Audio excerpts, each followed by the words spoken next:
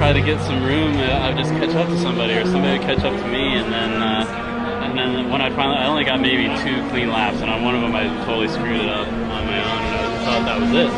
So I was able to stop watching my car, so I knew how much time was left in the session, you know. So it was pretty close to 30 minutes.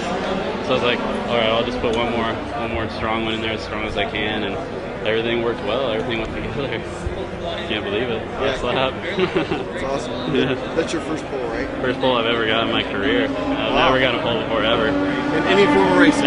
Never. I've never been a strong qualifier, and so, I mean, this is surprising, you know, really. I was thinking top 3, top 2 maybe, but to be on pole, that's just awesome. It's just exciting. Yeah. Unseating Mr. Meganbeer on his home track. Oh, man. I don't know, man. It's going to be a tall order. He's going to be super strong tomorrow, and I mean, I'm just going to try to do everything I can to hold him off. But it's his home track, man, and nobody knows it like he does, so I don't know. Just give him my best shot. See how it turns out. Yeah. Cool. Good job. Thank you, guys.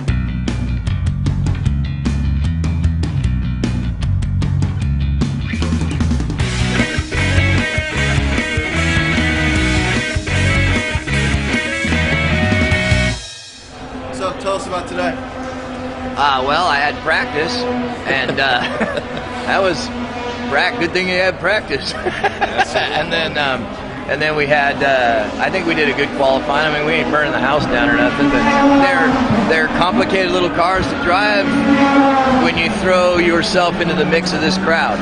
You know, if it was a kind of a simpler race, probably be a little different, but when you got the talent that these guys have, and then all of a sudden you just come in half-cocked, it's a bit of a handful. They beautiful cars though, it's fun. You can't do them no wrong. They got a lot of tire to them, and yet the brakes are phenomenal. The whole thing is just really cool. How's it compared to some of the dirt racing you've done? A lot different because things are so definite out here. You know, in dirt racing, whether it's a roundy round or you know, a big long race, there's just not the definiteness, you know, the repetitive definiteness. You know, you miss that turn out here, you're slow right there. There's no doubt about it. Where, you know, in the desert or something, you can miss that. And then for that matter, when you're racing roundy rounds, that where you're turning at the beginning of the race isn't where you want to turn at the end of the race, because the track changes. So yeah, it's interesting. The true, you know, this is, you know, the clock don't lie around here, you know. So Good deal. Cool. Thanks, you guys. Brian, what's your thoughts so far after race 5? You know what, these guys, if you were to compare this season to last season, what a change. I think the drivers we have now are so much more mature right now for some reason. I don't know why. Maybe because last year was our first year starting, and you know, first year, you know, jitters. But you know, we have a good group of guys from last year that are in this year's series. But all the new and up and coming guys, young guys, are really mature about their driving habits. You know, we haven't wrecked as many cars as we had last year, which is great for us and for our crew guys, or you know, our Volkswagen crew in the back who work on these cars. So that's fantastic for them. They're getting a little bit bored, but for us running the series, it's perfect. That's what we want to see. We want to see 25, 30 cars out on the racetrack every single race, dicing it up and going for the win. Excellent. So definitely the game has improved. The seasoned drivers that came back in, I thought they'd be able to kind of walk all over the rookies. Definitely have their work cut out for them. I tell you what, some of the drivers that have returned this year, I think they got a little cocky coming into this year's season, thinking to themselves, you know, I think I got this. You know, there's no way that these new guys are going to beat us. We have a year in these cars already. But I tell you what, the new guys have come on strong from the very beginning. First 2 races at VIR, they mean business, and they're willing to work hard to get the win. So nobody across the board, I don't care what race we're going to, what race we've been at, nobody can sit still and say, you know what, I got this locked up. You know, I'm going to win the championship in this series.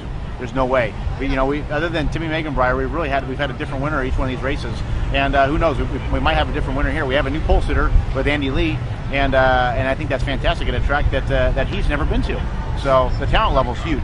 Exactly, and to comment on that, I mean, Timmy Meganbrier only did 7 laps for qualifying yesterday, trying to, thinking that he had captured after his 3rd lap, he had set a pretty good time, and then at the last, the 11th hour, if you want to say the 11th lap, Andy Lee was able to squeak in his pole-sitting lap. Yeah, I think Timmy, he was trying to save his tires. He knew he was fast. I mean, he was fast in practice. He was 6/10, 7/10 faster than the second place guy.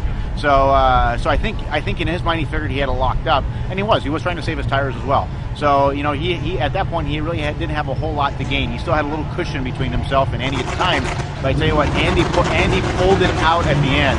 This is a guy that hasn't given up for the last 2 years, and he's not giving up now. And this guy's hungry. He wants to win. He's been on the podium now. Now he's got his first pole. Now he's starving for that win. Fantastic. Thanks, Ryan. Thank you.